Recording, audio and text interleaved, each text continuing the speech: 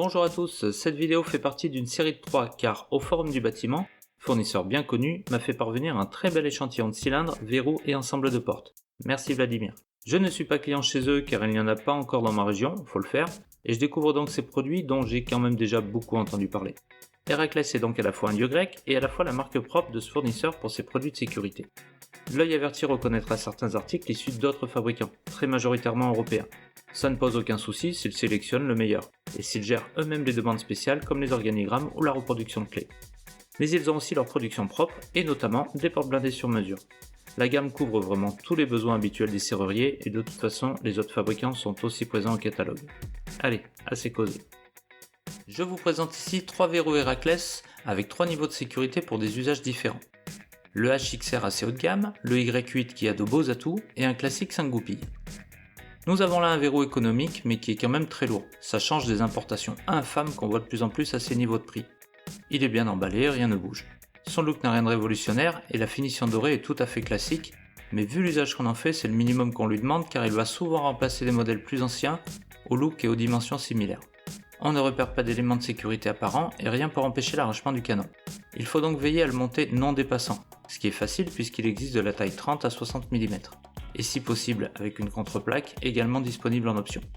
Il est livré avec 4 clés, une de plus que la concurrence, et elles sont communes aux cylindres de même gamme. C'est d'ailleurs le cas pour les 3 verrous que je vous présente ici et ils peuvent tous être montés sur des combinaisons ou organigrammes en centre service.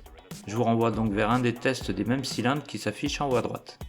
À l'insertion on sent bien chaque goupille, il n'y a aucun jeu et le fonctionnement est parfait.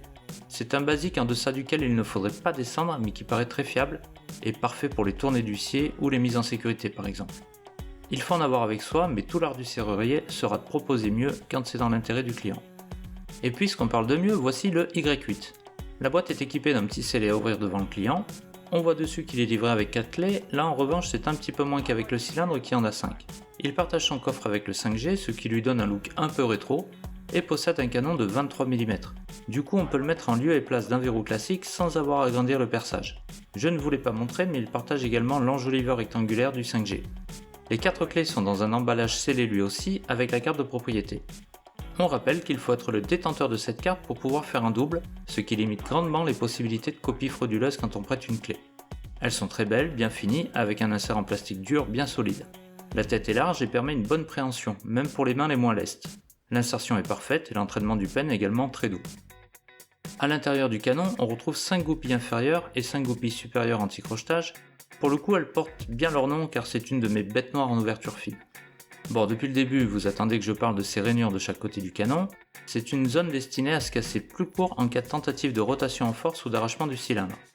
C'est la première fois que je vois ça sur un verrou et c'est très pertinent puisque c'est une des attaques les plus fréquentes. Les fabricants de verrous nous avaient habitués à fournir un goujon de grosse taille à mettre au côté intérieur, mais la plupart du temps les poseurs ne le mettent pas. Ici, pas moyen de l'oublier.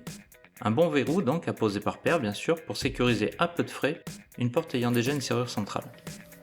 C'est toujours un peu long de fermer 3 points un par un sur une porte, mais le verrou est un élément de sécurité pratique, rapide et économique. Bien posé, il crée une belle opposition à l'ouverture, car c'est quand même un beau barreau de métal qu'on déplace. Et comme je dis souvent, une serrure pour résister doit déplacer du métal, de beaux morceaux de métal. Pas de ridicule galet dans de ridicules gâches. Ce qui nous amène au HXR, un très beau verrou de qualité allemande. Il vient parfaitement se placer entre les verrous basiques habituels et les verrous haut de gamme de grandes marques qui sont parfois certifiés mais coûtent un bras et demi. La boîte est bien plus massive mais bien plus remplie aussi et tout est bien calé.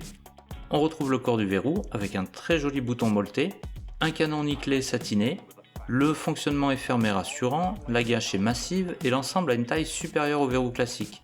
Du coup en rénovation on ne verra pas les perçages des anciens qui font parfois ressembler la menuiserie à un vrai gruyère et les vis iront chercher des zones restées saines.